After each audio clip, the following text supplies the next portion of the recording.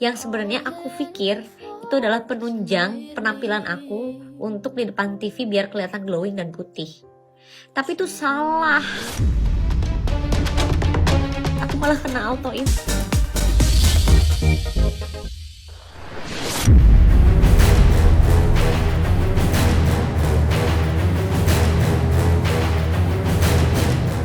Pemirsa Silet RCTI, ragam berita heboh dan panas berujung viral terus mewarnai media sosial. Berita-berita tersebut baik yang menyasar kehidupan para selebritis maupun berita-berita lainnya menjadi sorotan lantaran menyita perhatian besar masyarakat khususnya para pengguna media sosial. Mulai dari heboh, Cita Citata mengaku menyesal dirinya idap autoimun gara-gara suntik putih, hingga bikin salut wanita Down Syndrome asal Yordania jadi wanita berkebutuhan khusus pertama yang hafal 30 juz Al-Quran. Inilah sederet kisah di jagat maya yang jadi perbincangan versi Silet. Heboh, Cita Citata mengaku menyesal dirinya idap autoimun gara-gara suntik putih. Cita Citata berbagi kisah menyedihkan terkait perjuangannya melawan penyakit autoimun. Usut punya usut, penyakit itu diidap pelantun tembang sakitnya tuh di sini lantaran kecerobohannya sendiri dalam mempercantik diri tanpa memikirkan efek samping yang mungkin saja terjadi. Ya, istri politisi Didi Mahardika tersebut ternyata kerap melakukan suntik putih dan suntik vitamin C berbahan kimia yang ternyata dapat membahayakan kesehatannya sendiri. Kini hanya tinggal penyesalan yang mengendap di diri Cita Citata. Kalian mungkin tahu banyak banget di media-media kalau aku punya penyakit yang namanya autoimun. Dan penyebab utama autoimun itu adalah kesalahan aku pribadi. Kesalahannya adalah lifestyleku yang salah. Aku sering banget suntik vitamin C berbahan kimia, suntik putih dan lain sebagainya itu. Yang sebenarnya aku pikir itu adalah penunjang penampilan aku untuk di depan TV biar kelihatan glowing dan putih. Tapi itu salah. Aku malah kena autoimun. Aku malah sakit. Dan itu penyebab utamanya. Makanya aku tuh concern banget di situ. Karena itu tuh bahaya. Bahaya banget. Nih, info pentingnya ya. Aku kasih tahu.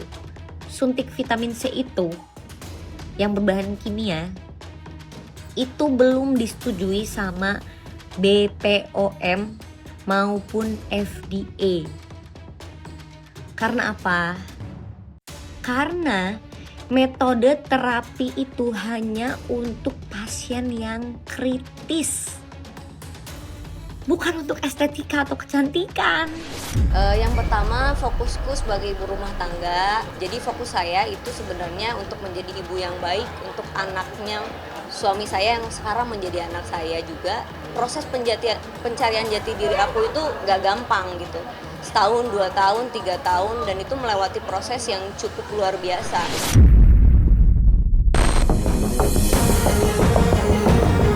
Okky Agustina dan Gunawan Dwi Cahyo resmi bercerai. Setelah sempat diwarnai drama, pasangan Okky Agustina dan Gunawan Dwi Cahyo akhirnya resmi bercerai berdasarkan putusan Majelis Hakim Pengadilan Agama Bogor, Jawa Barat, Senin 8 Januari 2024. Majelis Hakim juga memutuskan jika hak asuh anak jatuh ke tangan Okky Agustina. Putusan juga menetapkan besaran nafkah yang wajib diberikan Gunawan terhadap puhatinya sebesar 5 juta rupiah per bulan. Sementara rumah yang terletak di Bogor, Jawa Barat, disepakati akan dihuni Okky hingga 5 tahun ke depan.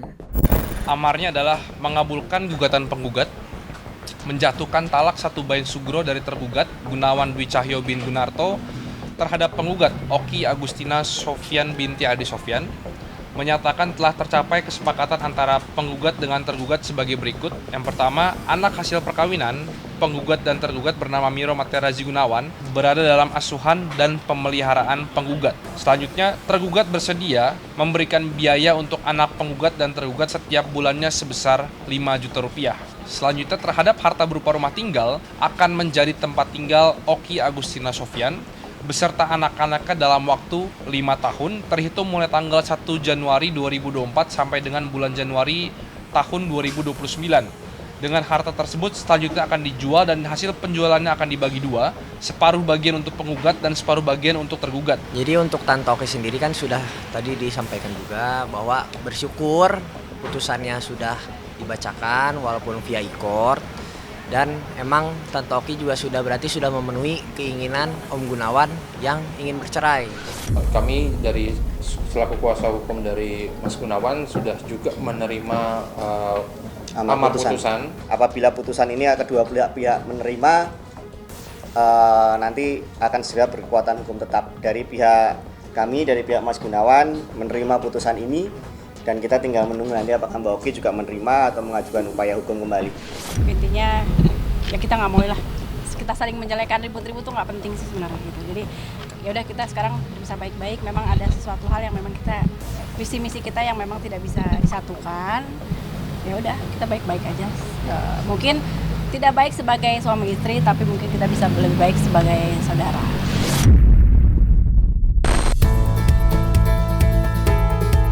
Kevin Sanjaya dan Valencia Tanusudibyo dikaruniai anak pertama. Wajah anaknya cantik banget. Kabar bahagia datang dari pasangan suami istri Kevin Sanjaya dan Valencia Tanusudibyo. Ya, hari Senin kemarin, pasangan yang menikah pada Maret 2023 lalu itu baru saja dikaruniai anak pertama. Kabar kelahiran sang buah hati diunggah Valencia di media sosial Instagramnya dengan mengunggah ulang foto anak pertamanya yang diunggah sang adik, Clarissa Tanusudibyo. Lewat unggahannya, Valen membagikan potret imut dan cantiknya sang buah hati yang diberi nama Avery.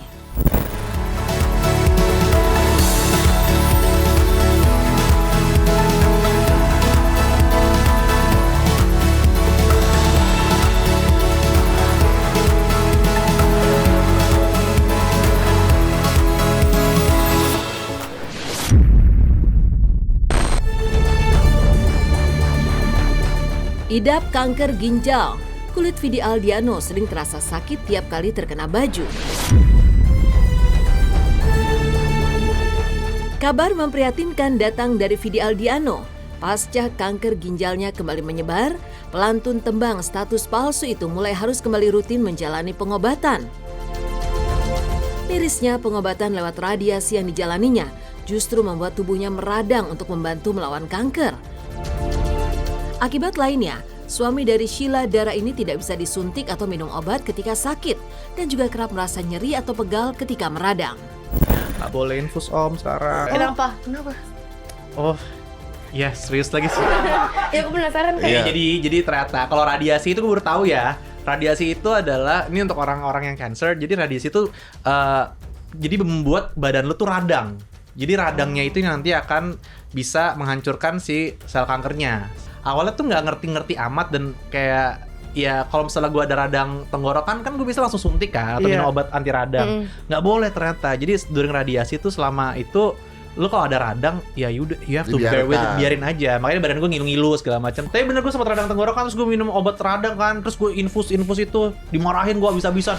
Mohon doanya aja teman-teman supaya aku itu tadi bisa minim ke side effects-nya, minim kayak sakit-sakitnya, minim gak enak badannya. Jadi supaya aku bisa tahun ini fokus untuk comeback beneran nih. Comeback-nya tuh comeback musik dan comeback stronger gitu loh, comeback stronger and comeback healthier.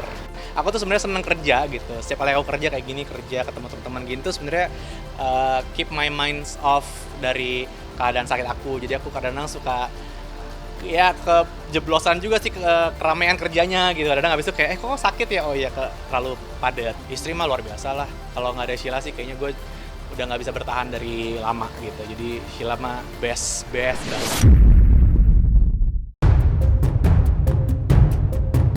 Viral di sosial media. Viral, Polres Tabes Semarang gagalkan penyelundupan ratusan anjing yang diduga akan jagal. Tim Satuan Reskrim Polres Tabes Semarang mengamankan truk di pintu tol Kali Kangkung, Semarang yang mengangkut ratusan ekor anjing dengan tujuan Solo, Sabtu akhir pekan kemarin. Dari hasil penyelidikan sementara, 226 ekor anjing itu konon akan dijual untuk dikonsumsi di rumah-rumah makan yang menyediakan menu daging hewan itu. Pengacara kondang Hotman Paris Hutapea ikut bereaksi dengan penangkapan ini dan meminta DPR agar segera membuat undang-undang yang mengatur pelanggaran makan daging anjing. Coba dilihatin dari atas. Aman ya? Oke, buka. Jadi ini kondisinya seperti Tuhan Yesus. Nah ini kondisinya seperti ini, mereka diikat keempat kakinya dan mulutnya lalu dimasukin ke dalam karung. Ini fungsinya supaya jadi gini Pak, mereka ini pembelinya sudah menunggu di pinggir jalan tol. Jadi mereka ini dibuang dari atas truk ke atas mobil pick up yang sudah ditunggu para pembelinya. Mereka dijual per kilo 38.000, sekarang naik 2.000 menjadi 40.000 per kilogramnya. Dalam sebulan, mereka hasil investigasi saya mereka menghasilkan 15 juta untuk dalam sekali perjalanan. Informasi itu sudah kita dapatkan 1 bulan terakhir. Namun baru malam hari ini bisa kita gagalkan pengiriman 226 ekor anjing. Nah, sementara ini kita amankan 5 orang, kemudian 1 truk yang digunakan sebagai sarana untuk mengangkut.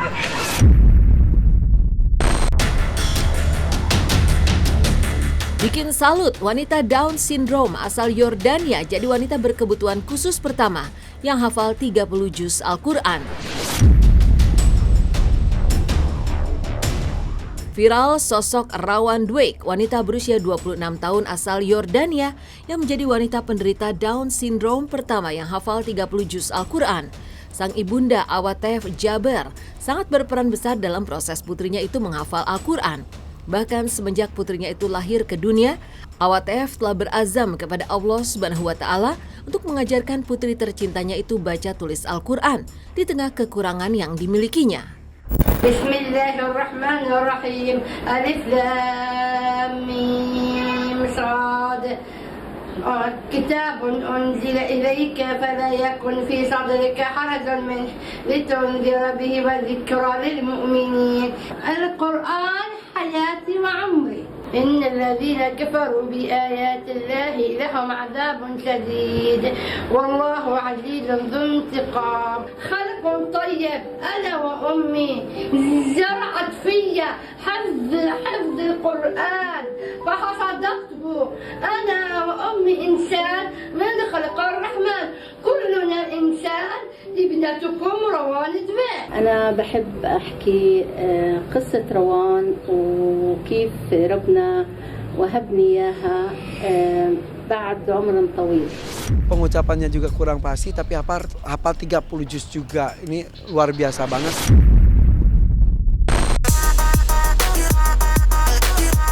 Uniknya rumah Boyen yang bergaya American style, dapur di depan berbarengan dengan teras.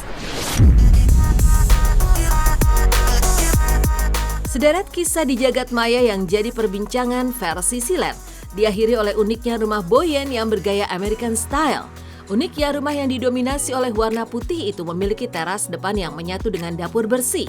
Dan di rumah yang dibangun dari jerih payahnya ini, Boyen kini hanya tinggal bersama ibunda tercinta serta keponakannya setelah ayah dan ketiga kakak laki-lakinya meninggal dunia. Silakan masuk Pak Andre. Iya, mari. Aduh, Masya Allah, rumahnya seneng banget, bagus bener. Maaf ya Pak Andre, ini biasa ada ininya, ada relay pakai remote. Oh, kenapa sekarang nggak pakai remote? Remote-nya kemarin karatan baterainya. Ganti pakai aki dong biar. Adanya Nini. Ini saya sendiri tahu Pak Andre. Tuh, ini saya pasang-pasang ginian nih, pohon-pohon rambat begini. Ini semua yang ngedesain Boyen? Iya. Sampai milih-milih begini nih kemarin nih, gini-gini saya. Saya nggak pakai interior. Kamu tukang kayu juga apa gimana? Saya tukang ngibul. Oh, jadi kalau misalnya ngumpul-ngumpul di sini. Ih, keren. Jadi di teras ini dibikin buat santai-santai gitu ya. Itu ada kursi. Jadi kita misalnya nyantai-nyantai duduk-duduk gini. Saya tamu nih. Tamu nih duduk sini nih. Nah gitu. Terus tamunya pengen bikin kopi. Ah, gimana tuh? Suruh bikin sendiri di sini. Oh, disediain di sini. Iya.